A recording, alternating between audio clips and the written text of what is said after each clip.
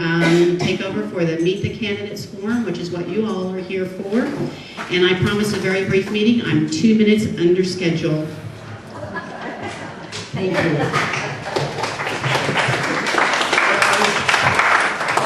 It always helps when there's 2 minutes, somebody is 2 minutes under schedule. I am Diane Daniels, and I would appreciate it if everyone would turn off their telephones so that we don't have any interruptions. Each of the candidates will be given 5 minutes by the clock to give the audience a presentation of their qualities and qualifications. After they have completed their presentations, you will be allowed to come up to the microphone and ask a question. All questions and all answers will be limited to 1 minute. So if you happen to be verbose, you might want to ask your question first and explain it later. Okay, we have Bill Herman, B.E. Sweet, Myrna Castle, and Jack Howard as our candidates. Every candidate will be given the opportunity to respond to each question if the candidate wishes to do so.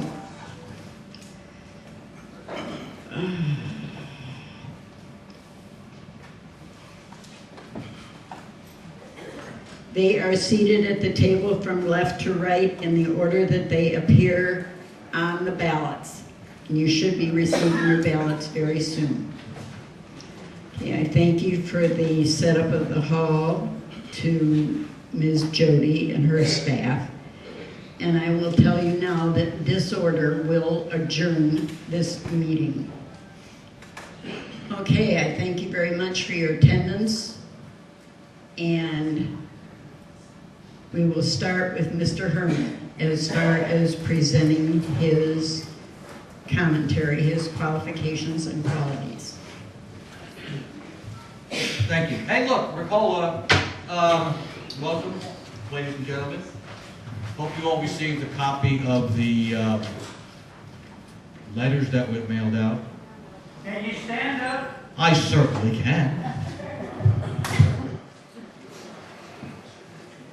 Is that better? Yeah. Okay. Just a couple of things I thought about that I would like to mention that I would like to see maybe happen along in this place. Number one, I live here. I am a member here. And I enjoy life here. Those are some of the things that I would like to see happen, or to happen that would increase the value of our property and our prestige. I look at this as like a pie, a three-piece pie with a little snippet at the end on how we need to go forward here. We need to have a third from input from the members, a third from management, and a third from the board. That leaves 1% left, because a third is only 33%, not 33 and a third. Anyway, the 1% left I see as hiccups, problems, setbacks. So in order for that pie to become whole, those items would have to be discussed and worked on by the other 3 parts of the pie to make a whole pie. And once we have a whole pie, I think we can go forward.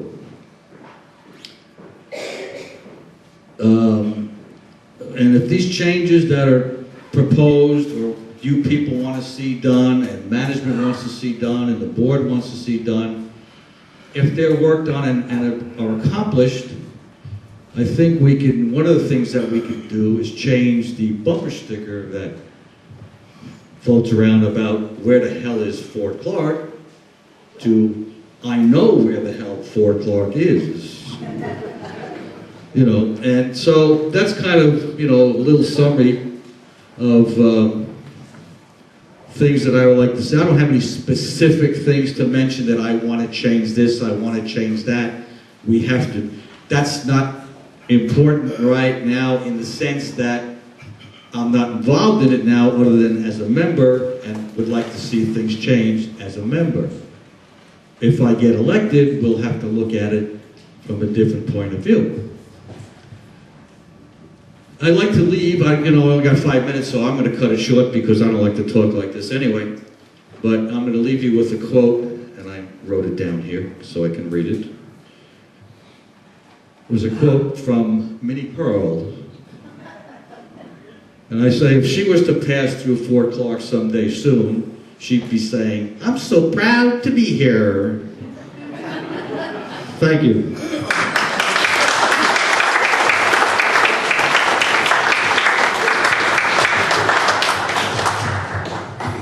Thank you, and we will next go to Mr. Sweet.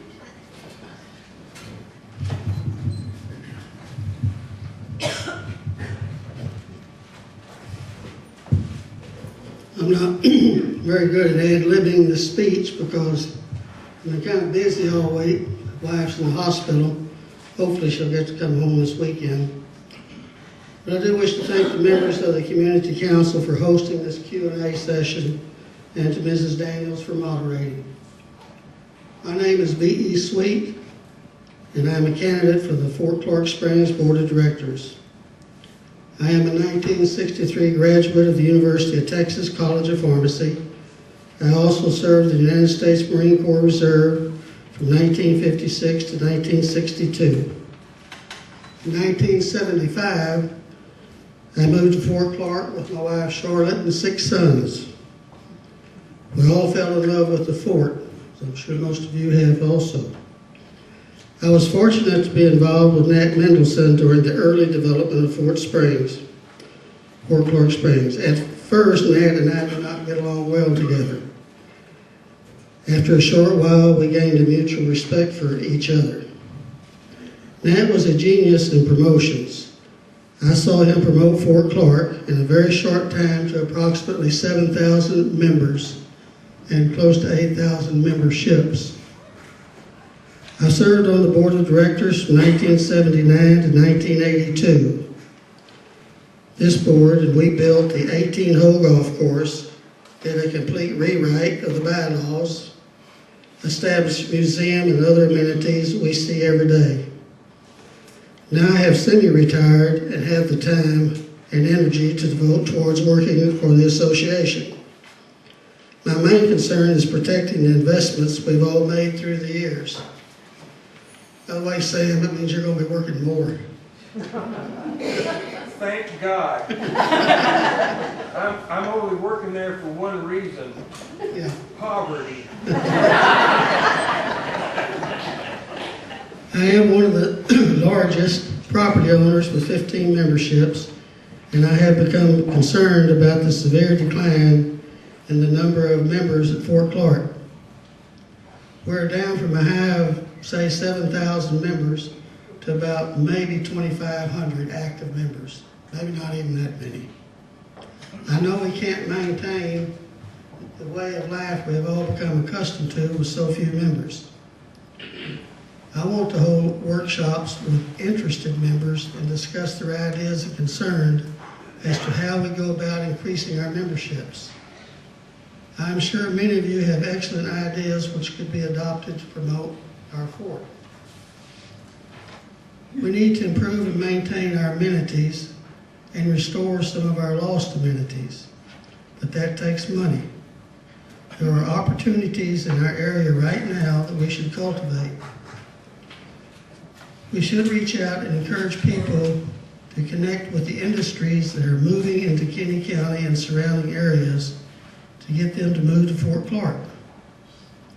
We need a new promotional campaign to entice people to once again come to Fort Clark. We have a 10-minute PowerPoint presentation on Fort Clark and Brackettville that we would like to show everyone after the Q&A. It was shown to the board of directors of the Middle Rio Grande Development Council that represents the Eagle Ford Shale companies and their middle and upper management personnel. It was very well received. This is just the beginning. We have to get started. We can do this. We did it before, and we can do it again. If the fort fails, we all fail. Failure is not an option. All of us have invested our lives here at Fort Clark. We need to protect our investments. Thank you for your attention and your consideration.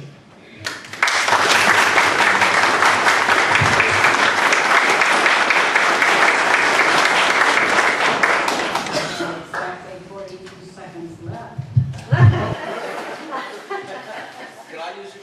Next, we're going to hear from Ms. Lorna Castle. Diane, put the mic closer to you. Next, we're going to hear from Ms. Myrna Castle. She's already started.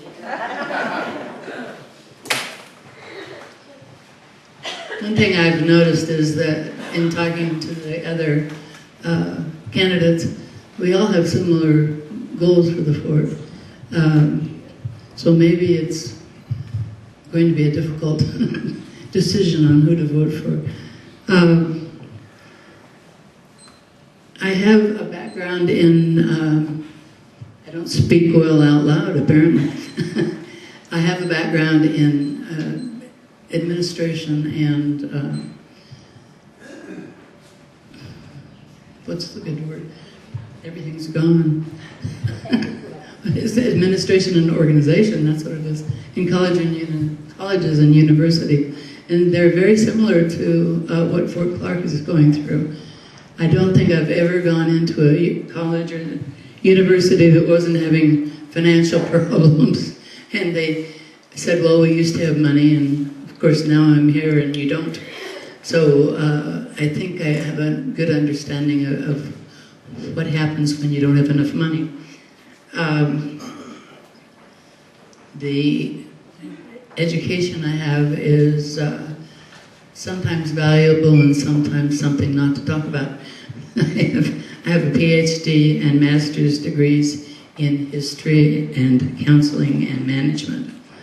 All of that experience and education contributed to what I think is my greatest asset, my ability to understand opposing points of view and work toward the benefit of the whole. I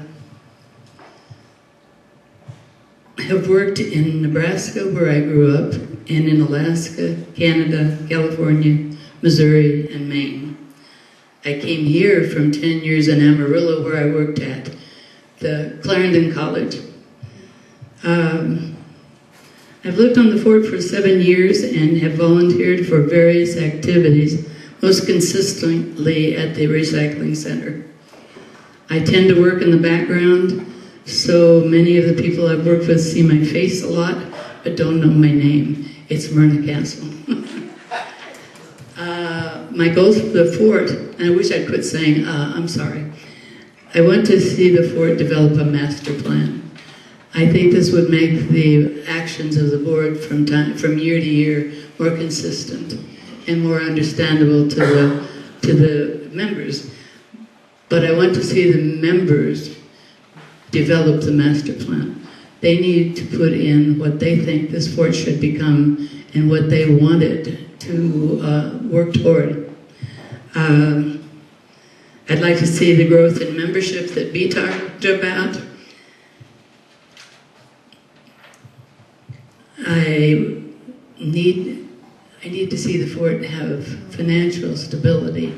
I don't know if we need a lot of money to do that, but we need stability. I'm probably one of the few people that's going to say this, but I'd like to see a growth in recycling. I think that our recycling center here needs to work toward being able to take care of larger amounts of recycling materials. But I also think we can, until we're able to do that, we can direct people to recycle those things we can't take care of in Del Rio or Uvalde. The last thing I'm concerned about is volunteers. We have a lot of volunteers, but we see the same faces everywhere we go. And eventually they either die or burn out, and so I think we need to work with the other half of the fort. And I think one of the ways to do that might be to have an employee to be the go-to person for volunteers and a way of getting the word out on what volunteers we need. I cannot fill up 5 minutes, let alone 3. Thank you.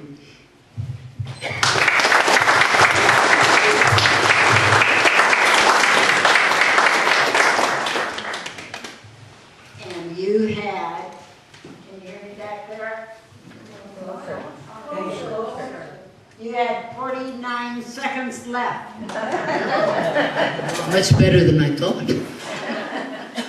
Okay, next we'll hear from Mr. Jack Howard.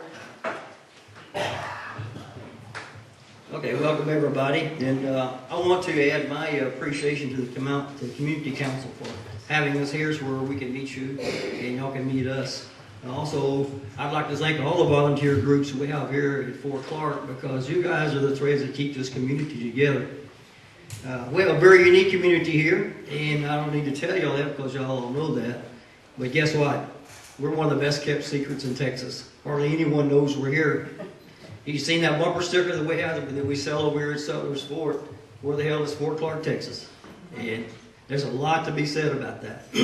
So I want to change that. I would like to see that changed.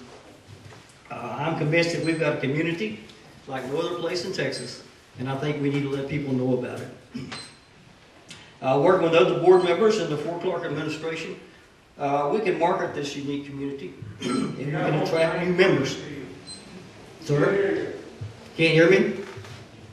So you need to hold it closer. Why would we want to market Fort Clark Springs? Well, for one thing, we can attract new members. And attracting new members means that we can have more money to do more things here in Fort Clark. So that's where our money comes from, is from our membership.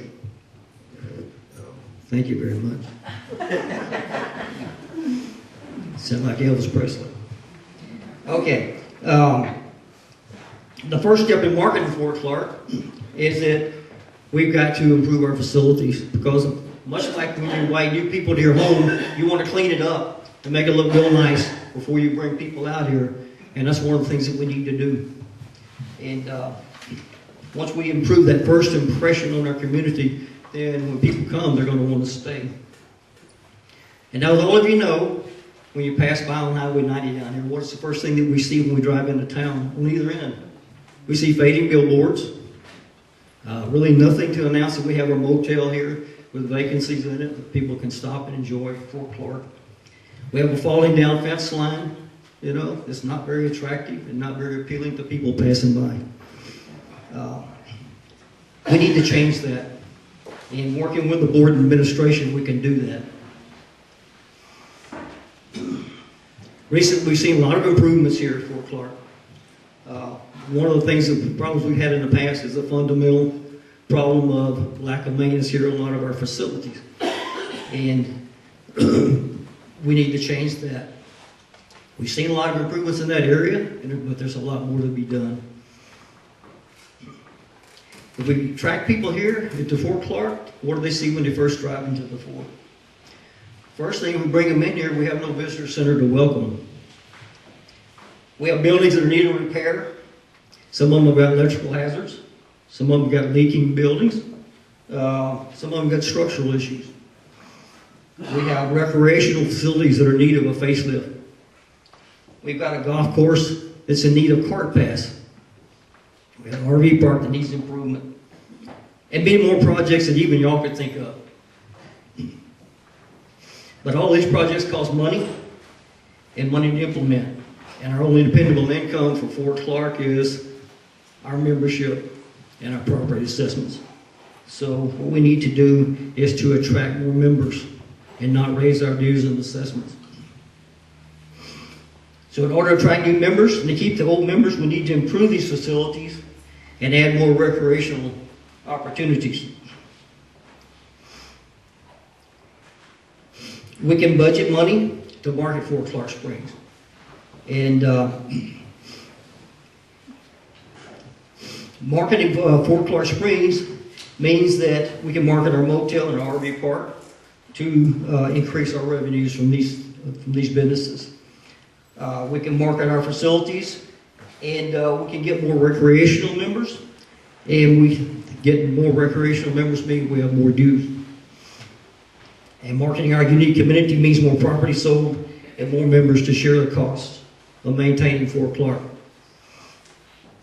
Fort Clark can grow and prosper with good leadership, a dedicated administrative staff, and constructive involvement by our members.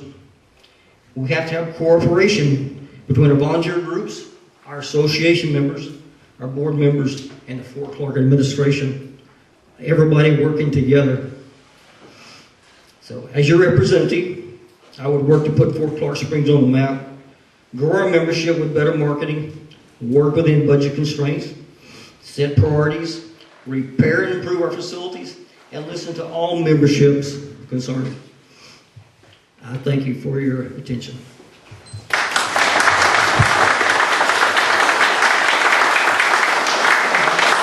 That was close. There were 18 seconds left. You could have filled that up.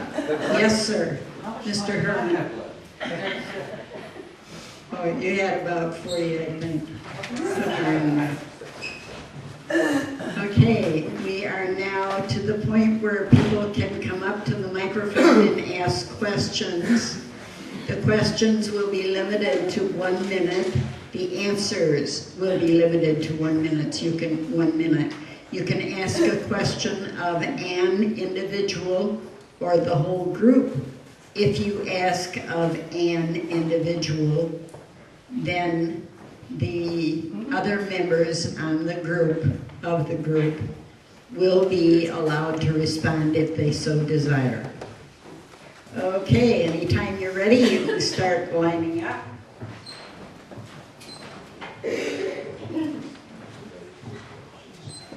I address this to everyone. Water, drought, increasing droughts in this part of the world. If the scientists I've been reading are right, desertification, sorry about the pronunciation, is moving our way from the south. So please respond to issues, your concerns about water, how that factors into the future of Fort Clark.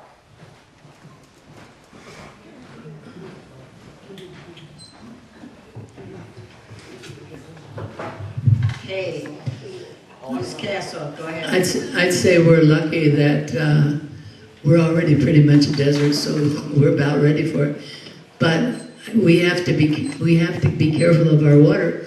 We have water ourselves, and we can't sell it.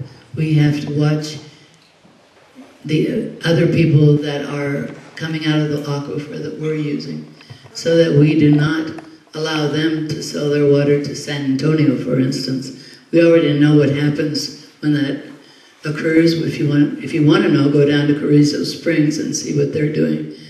So we have to manage our water, but we also have to protect our water. Anybody else want to respond? Everyone should respond, please. Well, I feel like that you really need to be educated on the real issues before you can respond to what what measures we might be able to take to something like that. I know Fort Clark is depends on Osmore Springs and how long it's going to be there. Of course, nobody knows. But if there is a real problem with our water, well then it's probably going to take some real research on what are our options. And I think before you make any decision on something like that, you really need to make do some real research on it and make some learned decisions and involve several people in on that. Thank you, including the membership. Mr. Herman. Would you like to respond? Oh, the only thing I was thinking is that, you know, pretty much everybody says the same thing, is that we have to conserve water and not give it away or sell it. It's not a money object thing. We need water. I've thought about this, I don't know if I get this word right, desalinization Desalinization. plants. You know, of course, they would have to be on the coasts. But, you know, cities along, say, from Houston to Austin to San Antonio, and, you know, kind of a hopscotch thing. Pipelines, pumping water into the various aquifers to keep them full. Because the water eventually ends up back in the ocean. And then you pump it back up again and so on. So, but I know it's money problems, but we still have to be very concerned about water. We need it. We can't live without it.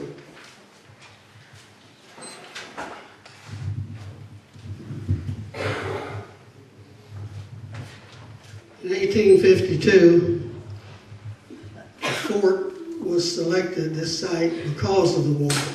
There was a springs here, and this is why there's a Fort Clark today. I'm against selling of water, although I understand the property owner's right. I just wish they wouldn't do it. In Creasel Springs, they're sitting right in an industry that has at least 50 years of oil and gas and refracking. They can't build apartments fast enough at Eagle Pass, and Creasel Springs can't even build apartments for these people because they sold their water to San Antonio. They don't have any water. Desalinization is a good idea. I understand San Antonio is already working on it. And someday it'll probably take care of all our needs. But right now, we need to protect the water that we have. That's, what's that? I ran out of water.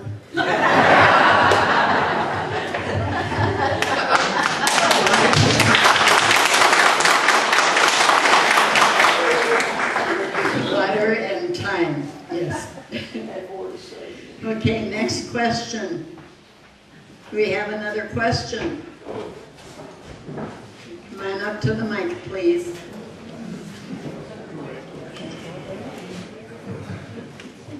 Hi, Doug. Can you hear me? No. Okay, fine. I direct this call, this to Mr. Howard. My name's Kathy Moore, and we kind of know everybody else around here. You're usually visible, except you. My question is, usually when a person's running for an office or a candidacy or campaigning, they get out and make themselves visible. I have a question. Why did you decide to run now, and what would be your top priority if you are elected to the board? I'm sorry, I don't know you. You will. That's a good question. And what made me want to run for the board? I guess one of the things was, well, I've been full-time employed until about a year ago, and that's when I was finally retired. We've been spending most of our time here at Fort Clark, and most of the time I've been spending improving my property and just, make it more livable for us. But I've been attending board meetings, and I've heard a lot of negative things at board meetings. And then articles started appearing in the newspaper that were very negative about Fort Clark. And I didn't see the things that these people were seeing that were writing about us in the paper. And so I got to become more interested in why do people perceive us the way they perceive us. And they want to tell the community about all the bad things at Fort Clark and not the good things. And I thought, well, maybe I could make a difference if I could run for the board, be elected, and hopefully change the image of Fort Clark. Like I said before, the reason why most of you haven't seen me was that I was a full-time employee. I've been out here 10 years. I've owned property for 10 years. And we spent all of our spare time out here. I was working overseas where I would work for 28 days and be back 28 days. And we spend most of our 28 days over here on the fort. So, yes, I would like to change the image for Clark and let people know that it's a community that where everyone should want to live. Thank you.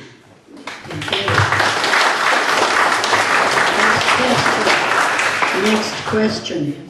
This question is directed to all the candidates. The Clark grapevine, you guys know how that works, has it on the fly that if B Suite and Myrna Castle get elected, that they'll get rid of all the staff and Jody and restaffing with the old staff. I would like to have each one of the board or candidates report or comment on this, because I think the politics out of their DO position needs to be taken out of it. And if you look through the history, we've only had a DO for 2 years, at the most 2.5 years. And you can't move forward if you don't have somebody at the helm, kind of like replacing the captain at the middle of the seat. Thank you.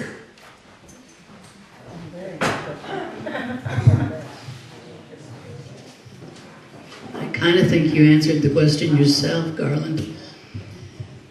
I said, I kind of think you answered the question yourself. Number one, Jody has a contract. Nobody can come in and take that away from her. And as long as she meets the terms of her contract, then nobody can do anything. And whether or not she's doing well or doing poorly, she is in charge right now. And I don't think an upheaval in the staff is a good way for any board to begin its business. So, as far as I'm concerned, that's not a factor.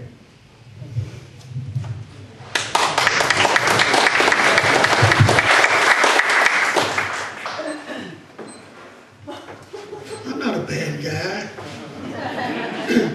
I'm not here to get anybody's job. As long as Jody does her work, she's secure. She's got, I think, a 2-year contract, I think, because I really don't know. I think she makes X amount of dollars, but I really don't know. I do know this, that as long as she's doing her job and is responsive to the board of directors, including me if I'm elected, she doesn't have a problem, nor does any other employees. We're not hiring back the old employees that quit. They don't want to work here no more. They don't like it working here. They're retired, as you say. So I don't see a problem there. Anything else?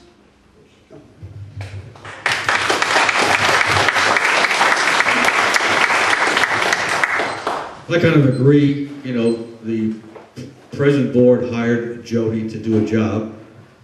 Let her do her job. Let her prove whether she can or cannot do the job. And that goes for any other employee that was hired. As far as firing anybody, that's not my job. If I am elected, our job on the board should be to monitor basically what the staff is doing. We don't tell them how to operate the business. We shouldn't have to tell them how to operate this business. That's their job, not mine. So as far as letting anybody go, I wouldn't let anybody go unless they prove that they don't belong here working for the Fort.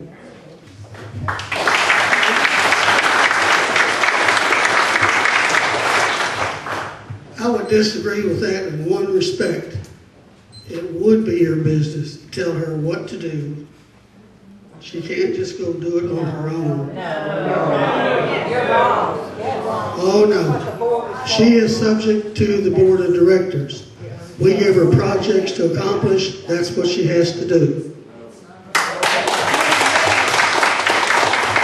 If she was hired to perform the jobs of whatever, hiring people, running the operation of this fort, if she's doing that based on what the board projects needs of the fort with the membership, that's fine. but let her do her job. We are not to be sitting in her office every day telling her what to do. We don't have the ability, we don't have the knowledge. She's in charge. Let her run it. I totally agree.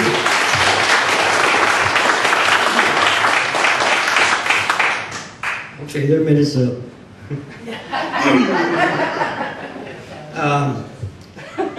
I think if people really think what's been happening here at Fort Clark Springs over the past 31 years, we've had 17 operations managers in 31 years. You can't operate a business like that and progress. You're going to continually go backwards. So I don't think it's even an issue that we're going to replace our operations manager. We want to continue to go forward. We now have a dedicated staff, I think, who's energetic. They're wanting to see Fort Clark progress and go forward. We're seeing improvements in maintenance that we've never seen before since I've been here. And we have a lot,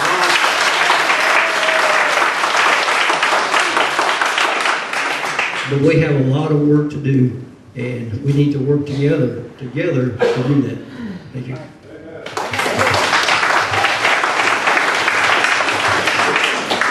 Next question. Mine is directed to Mr. Herman. In June, we had a special meeting on a Thursday night.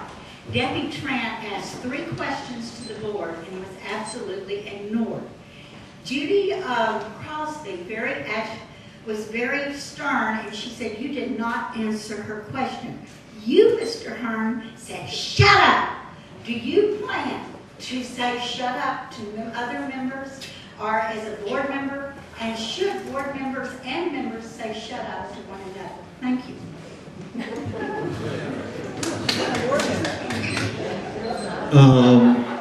That I think you can attribute to the what's the word? The zealousness of what was going on and the bantering that was going on and people interrupting the board while they were having a board meeting. And the reason I told the lady to shut up was I asked her, if you don't like what's going on here, why do you not run for the board?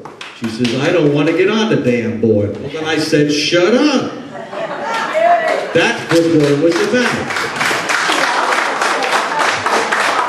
By the way, I don't want to pick on the lady. I've met her. We've soothed over whatever problems we had.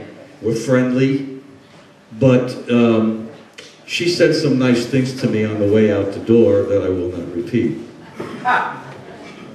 So, anyway.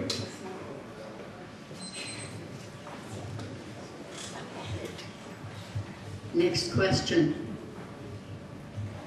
Thank you. This question is for Mr. Sweet and Ms. Castle. First of all, I read the letter, and people have suggested about opening the Dickman Hall for the lounge, the Morris Lounge, and the restaurant. That has been gutted. That question has come up several times before. It has been gutted by Mr. Dorsey, previous person who had wanted to open the same business. It would cost quite a bit of money. First of all, the floor. At one time, one of the boards wanted to redo the floor, which was at the tune of over $40,000, which we could not afford.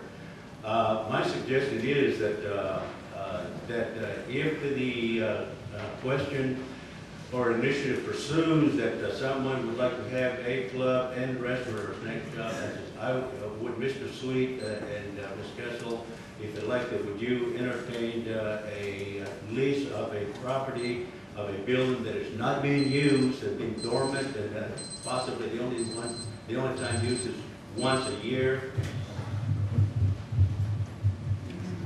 What is your name?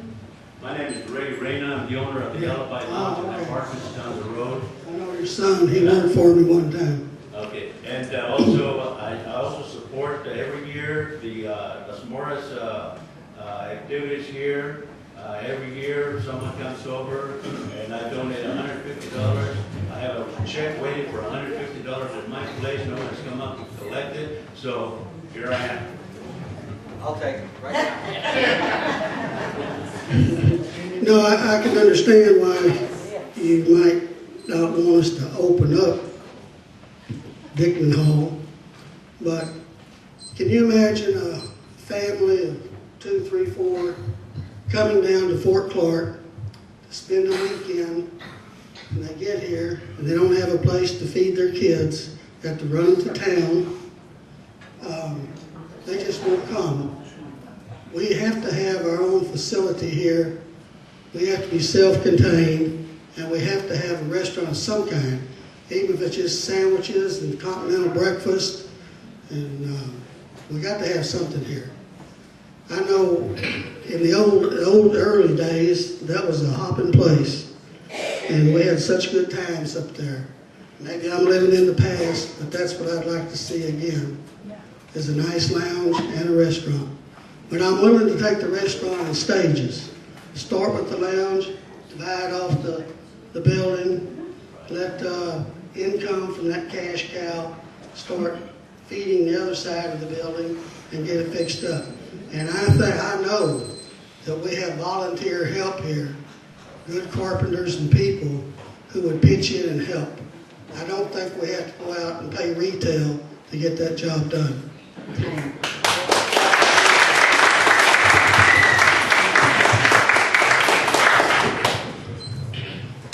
I think I said I've been here 7 years, and Dickman Hall wasn't open when I came. It's not something I miss, but I understand why people do miss it. I don't think we can bring the past back. I think we have to be careful, as Bea says. We could maybe do it in increments, but I'm skeptical. So, in answer to the question, I think that we might be able to find something cheaper rather than spending a lot of money on Dickman Hall. But I do like Bea's idea of volunteer labor, and I do think we have a lot of people on the fort who would love to pitch in. But again, it's not something that I think is a priority. The reason it's mentioned on our letter is this is something that people have brought up. Well, it's not necessarily something that we would want to do. My minute's up. 10 minutes up. The question wasn't directed to me, but when I first came here, Dickman Hall was a restaurant and a bar. It was very nice, and I've eaten there before. And the question, that we really ought to be asking was, how do we let it get in the shape that it's in now? And what we need to do is to think about that and the rest of our buildings that we have that are slowly deteriorating over the years. We need to start putting more money into them and start repairing them. Yeah, like the rest of them say, Dickman Hall needs a lot of work. I mean, it's not just a little bit, so it's going to be a cash drain on us. So we need to prioritize what it is we're going to do, what we're going to repair, and where we're going to spend our money, because we don't have a lot of extra money right now to spend. And if we can go back to, like Mr. Sweet said, when we had 8,000 members here, we can do a lot of things. We can have a Dickman Hall, we can have a lot of things. So let's try and work on that 8,000 members first, get them in here and get them to help pay for some of this stuff that we want to do.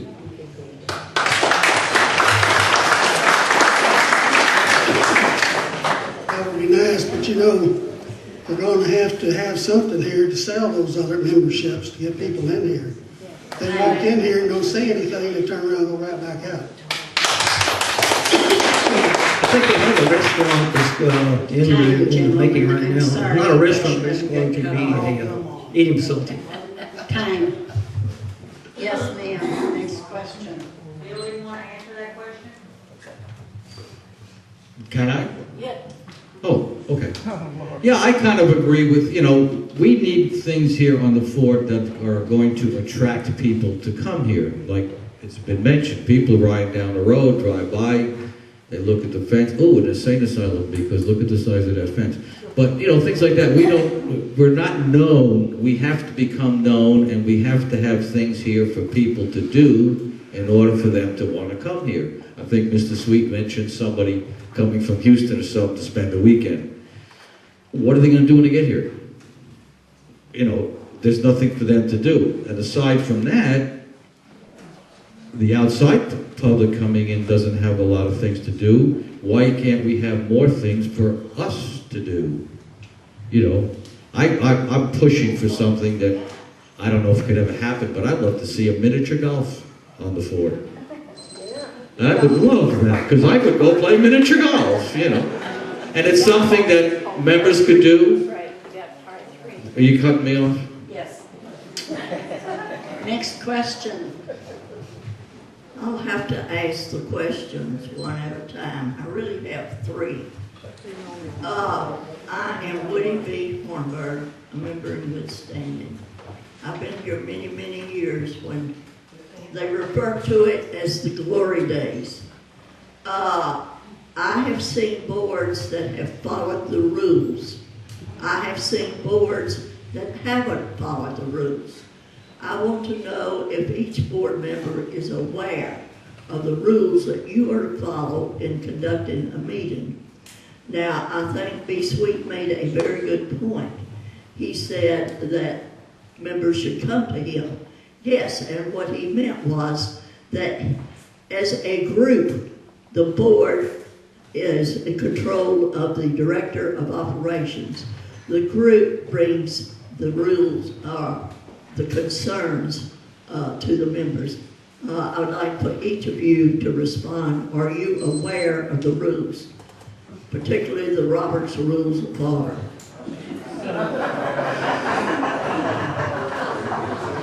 I don't know Mr. Robert and the Robert rules, but, a lot of it, when you hold a meeting, depends on common sense, too. You're going to hold a meeting, you discuss what you have to discuss, you don't hide anything, you bring it out in the open, you allow people from the audience to speak if they want to, if it's their time, not in the middle of a discussion, not in the middle of the Lord's Prayer. You don't interrupt. That's not right. So, yes, you need to follow the rules, but you need to have the audience aware of the rules so they follow them also, which and I know in the past, you get shouting matches, and that's not right. Both sides are wrong. So, yes, we need to follow the rules, do things according to Hoyle, above board, and out in the open.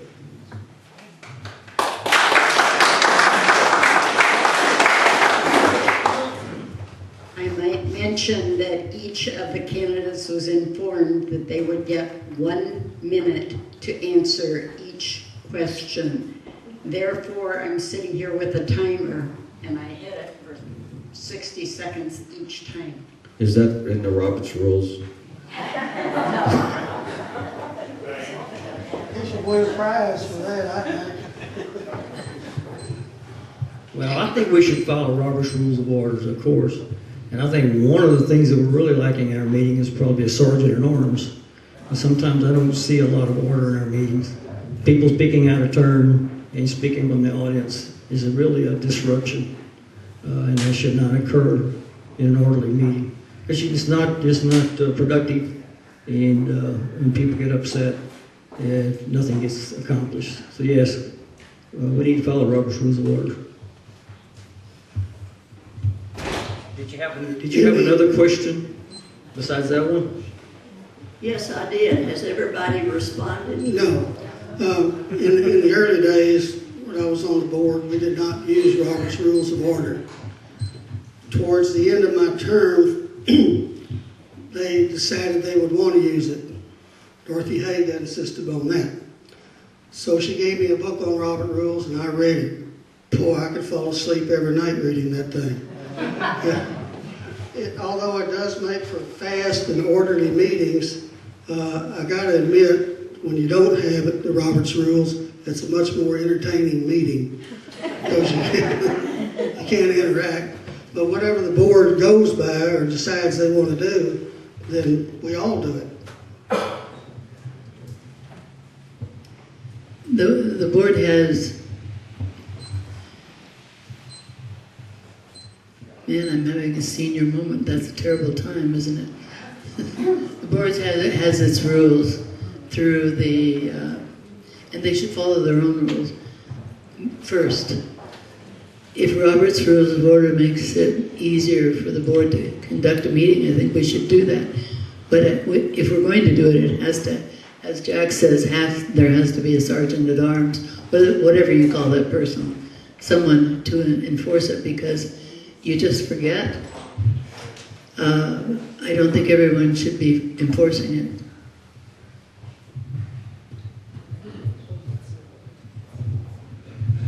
Another question directed to Bill Herman. I understand that there is to be a reception here Tuesday, and it says that all candidates. Do you know who is hosting that reception? Friends of the candidates. Can you name some? Somebody has to be in charge. I'll let them, if they want to say, I'll let them say it. I'm not going to, it's none of my business. In the audience who are hosting that, do you have a question? Yes, I do. B-Suite has not been invited, and it has on the bulletin board. It says the candidates. All candidates. Yes, ma'am. And all candidates. By the way, I assume that you had gotten my letter and Jack's letter in the mail about what we stand for, what we want. Jack got one from us, but I didn't get one from the other candidates. What about that? Well, the other candidates were not the host. That's not the point. My point is the mail outs that we sent out, we sent to everybody, candidates or non-candidates. I didn't care. If you are a member of Fort Clark, you got a letter. Okay? I'm a member of Fort Clark. These two people here sent them out. I didn't get one. And I know of other people who didn't get one. Are they discriminating against membership or what? But the board, the meeting open Tuesday is open to the public membership. Sorry. Can I respond to that, Bill not getting a letter? I really don't know why. I tried to find out why today and couldn't. Somebody suggested maybe they were saving money, and for that I apologize. I really am kind of poor, but maybe we could have got. I really am sorry.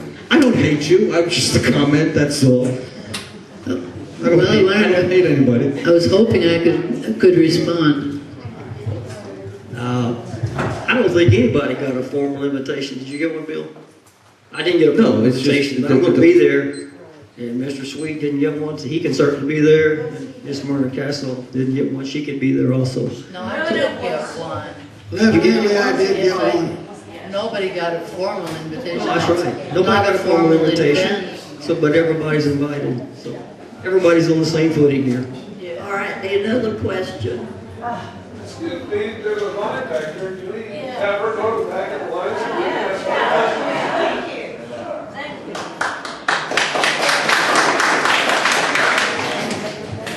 I'm Leslie Jones. My question is...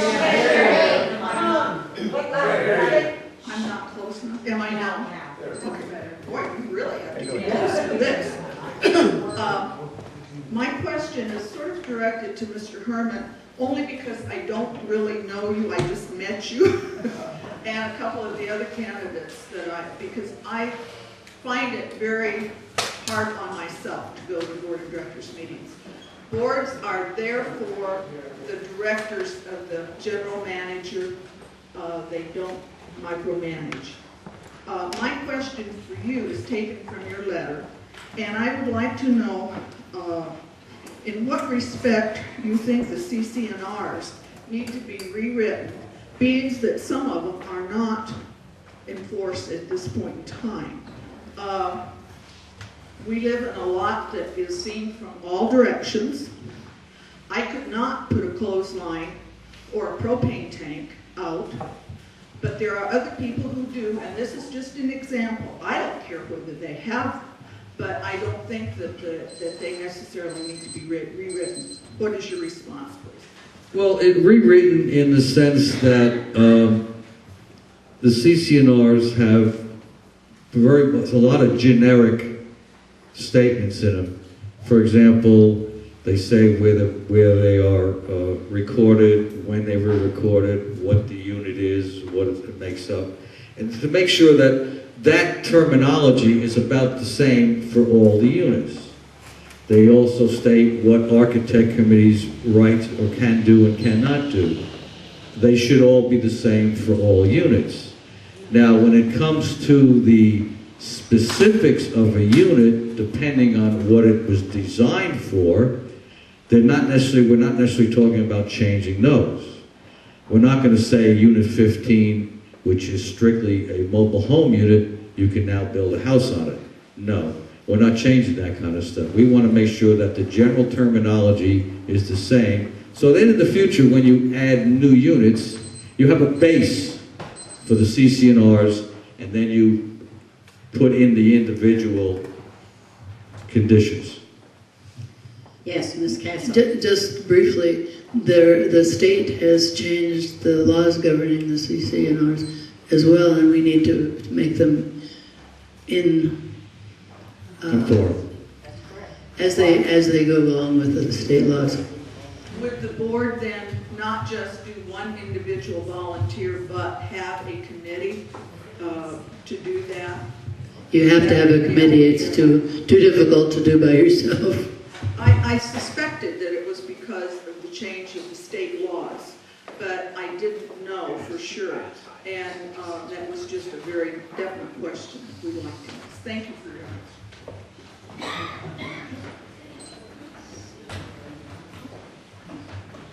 Did anyone else care to answer that question, or is that it? Okay, next question then. Yes, sir. My name is Joseph Carlo. I've lived on the board for 22 years. Can I go closer to my head? Mic up there. Closer. I'll start over. My name is Joseph Barlow. I can raise my voice and you'll hear it without this. I've lived on the fort for 22 years, and I dearly love the fort. And I've served on one of the boards for a while. I've done some things that I like here. I like to play golf on this course. And I've noticed over the last couple of years, on the advertisements that I do see, the few that I see as I'm traveling back and forth in the, like in the state, welcoming things like that, they advertise that we have a par 3 course, that there's walking trails, that there's a swimming pool, and it's true. All of that's true. And I think the swimming pool is wonderful. It's maintained well. The trails I'm a little worried about. We've gone into making money by letting people hunt deer. I'm not against hunting. But when it closes down the trails so much at a time, let's either take that off our advertisements or limit the way where they can hunt and the times that they can hunt. And then becomes my real pain in the neck. You're planning on making changes, but how about just keeping up the things that we have, okay? I'll get you, I'll be out of here today. No, you had your minute. Pardon? You had your minute. Right, thank you. Didn't have a chance to ask a question. I believe somebody else had a longer time than 1 minute. Yeah. You're welcome to get back in line and ask a question, another question. Yes, please. You know, the things he's mentioning, and the deterioration of some of the stuff, I think everybody's aware of that, and I think maintenance now is addressing a lot of those problems. It's going to take some time. You've got a twofold problem, I think, with maintenance or management, if you will. They've got to look forward. We want to go ahead. We have to do things to make this fort better. But at the same token, they've got to go back and drag what's deteriorated back up with them to bring it up to where we want to pass it on and make it better. So they've got a twofold problem, and that's management or anywhere in management. They've got to correct, stop the bleeding, bring it forward, go on with the things that you're mentioning, like the trails. The hunting thing, the only thing that I like about hunting is that they just shot me down. Sorry. Maintenance of the walking trails, that really doesn't originate with maintenance. And in the past, they don't now. Board of Directors has to tell Jody, that's what they want taken care of. Jody has to tell the maintenance, that's what you take care of. That's the way it should be. So you can't blame the old administrator, you can't blame the new one. It's the board that has to give direction to all this mess. As far as hunting goes, I have never approved of hunting on Fort Clark. I just couldn't see it because I'm softy, I guess. But having said that, I was informed not too long ago that we could get in a whole lot of trouble if we did not control this deer herd because of anthrax. If they get anthrax, it spreads to other ranches and the state would come back and sue us. And we would be liable for anthrax that originated on the fort. So that kind of changed my opinion a little bit about controlling the herd.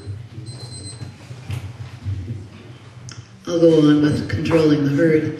I'm a year-round resident, and if we don't hunt, we have too many deer, and I've had deer die in my yard. I have a lot of oak trees, and they spend a lot of time there when it's hot. And when they're sick, we have to get rid of them. And they get sick when the herd's too big. About the trails, that was what struck me when you talked about it, Mr. Partlow. The thing that I think we keep forgetting, we have a lot of volunteers. We need to use them. I know people who just go crazy because they don't have anything to do. That isn't me, but we do, again, have a lot of volunteers. And it's a matter of not knowing what it is they can volunteer for. And again, I think having somebody on staff who's in charge of volunteers would be helpful. Well, I didn't really hear a question, but I heard some concerns, and rightfully so. I mean, during hunting season, there's a purpose for it. Number one, we have to control our deer population, like the rest of them said. And as we know, at one time here, it was getting really populous with the axis and the whitetails. I mean, they were really eating everything in sight. So at the same time, when we're controlling our population, we're making a little bit of money along with it. Yeah, it inconveniences at times on the weekends when we have to close the trails for the hunting. Sometimes it's necessary for us to be inconvenienced. As far as the condition of the trails, that's still part of our fundamental problem from the past and lack of maintenance. And here again, it just takes setting some priorities. What is it we want to do first?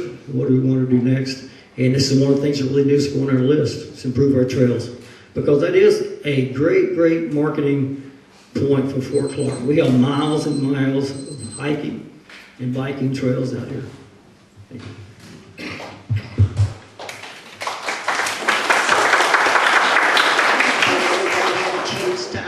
To respond to that? Okay. Next question.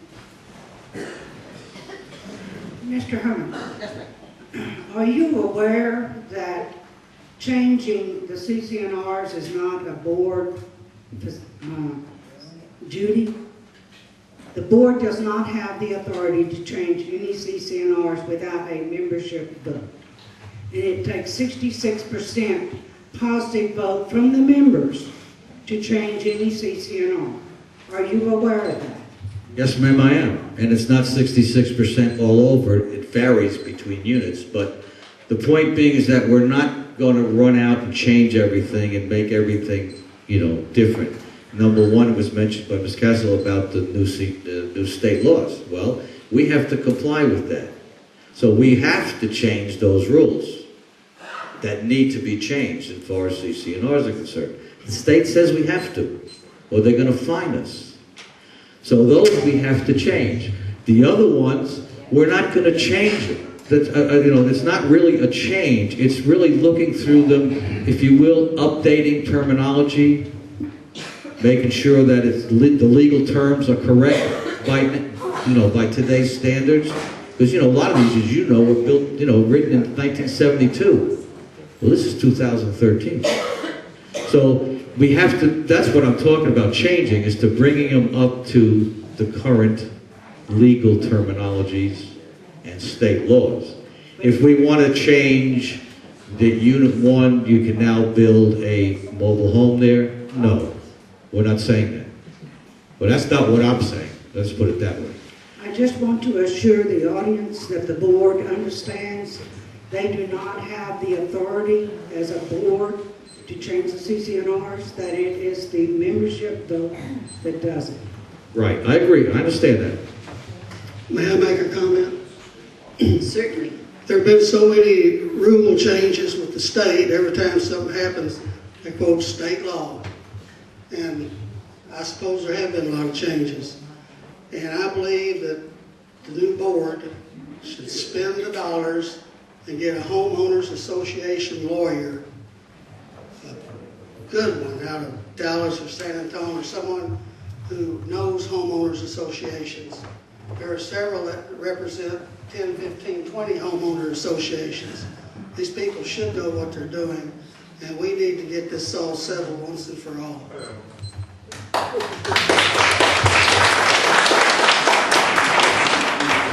That's what we were thinking about working toward, is to get the groundwork started so that all the groundwork is the same, and then have it legalized, if you will. Does anyone else care to comment on that? Next question.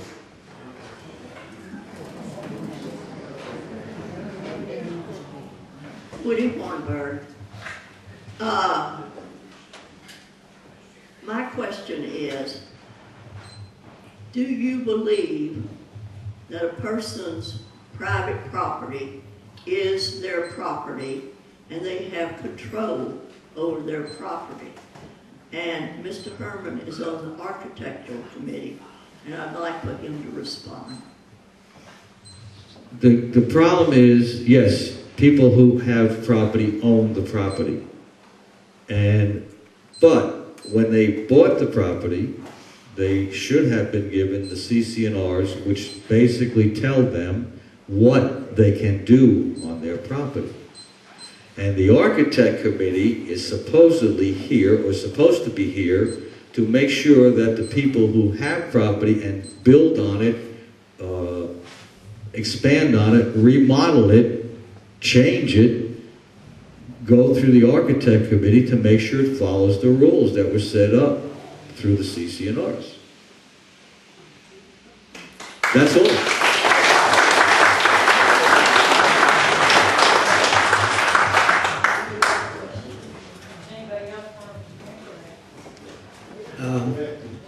I have a comment. We have a community here that's probably larger than a lot of cities in the state of Texas. But yet we don't have the luxury of a taxing authority and mayors and councils and things like that. We are a homeowners association. And in order for us to protect our properties, just like Bill said, we had CCRs that we agreed on when we bought our property. And all it is, if anybody's ever belonged to a residential area that was a member of a homeowners association, they operate the same all over Texas. They have rules and regulations that you have to go by in order to protect the value of your property. So yeah, you own the property, but you also have a responsibility for protecting the value not only of your property, but of all the properties around you. So that's the reason for the CCNRs. It's just protect the value of your property and make Fort Clark a good place to live and a beautiful place to live.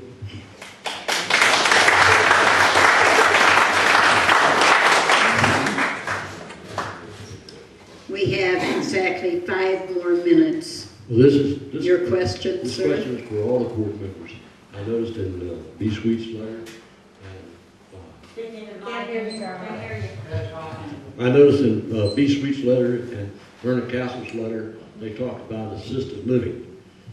I sat on the board and we dealt with this 2 or 3 times.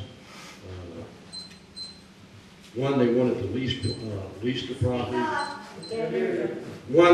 One, they wanted to lease the property. They didn't want to buy it out. The problem that I had sitting on the board with the assisted living is that the companies that come in here wanted to build $1 million projects, and if they leased the property and it failed, then the membership would be responsible for the taxes on the millions of dollars invested in that property. How does the board member feel about assisted living on the floor? Without getting too involved in it, because we have a short period of time, I'll give you a one-word answer: no. I'd like to give you a little more answer. Wouldn't it be nice? I mean, seriously, wouldn't it be nice? But we really, really can't sustain it, I don't think. I know that if you have a family member that you wish was closer when something happens, that it would be wonderful. But again, I don't think it can be sustained. What we put in the letter was that people had brought this up to us, not that we were interested in it or that we believed in it or anything like that. It's just that there was an example of something to talk about. But I was involved in the committee somewhere in their process because they asked me to come on basis of my ability to write grants. And I didn't feel that they had developed enough, and I realized that if that committee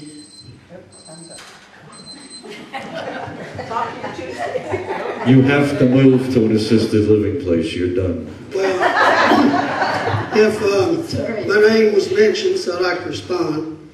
Evidently, Garland doesn't read too well, because this letter says that several members have expressed an interest in reopening Dickman Hall Restaurant and Lounge and assisted living facilities, reconnecting with the elder hostels, refurbishing Seminole Hall for motel rooms, kitchenettes, etc., etc., etc.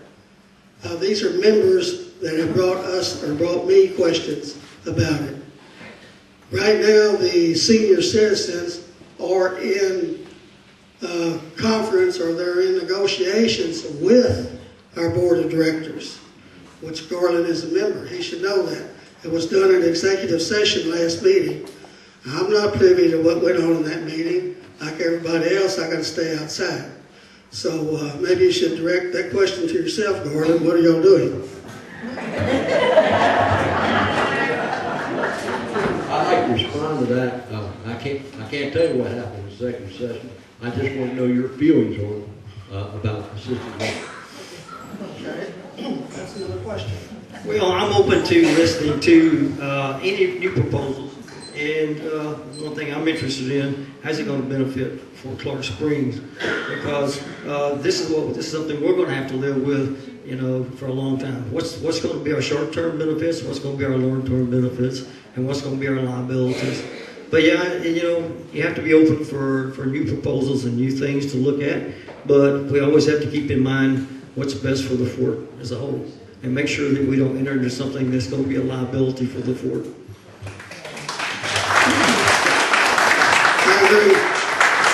You don't know my feelings on it.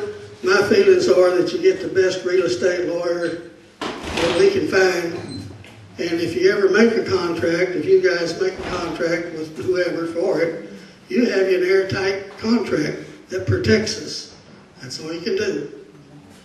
You got to look at the upside too, perhaps of the tremendous amount of money we can make off it. Just one more quick thing on that. If there is a need for assisted living here in Brackettville, we don't necessarily need it here on the fort. They can build it across the street in Brackettville.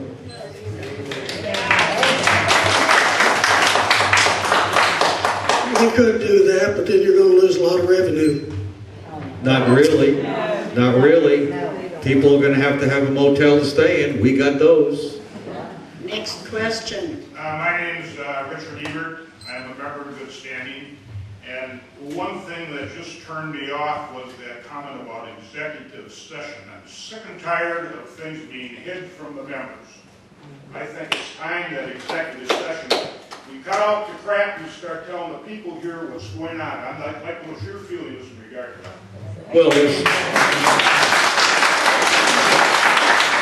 certain things, I believe, that are not privy to the general public unless for example, if you were hired to be the general manager and they gave you a salary, I don't think that's open to the general public to know unless you want them to know.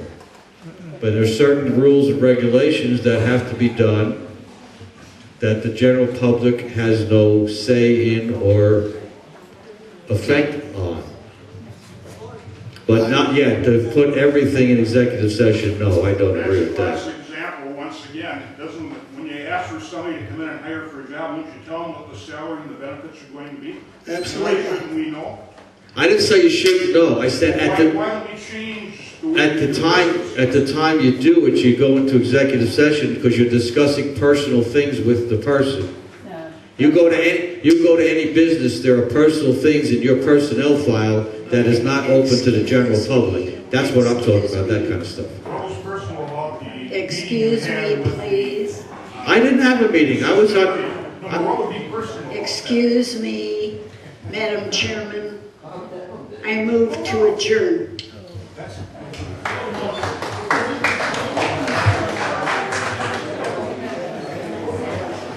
We have had a motion to adjourn the meeting. The meeting is adjourned.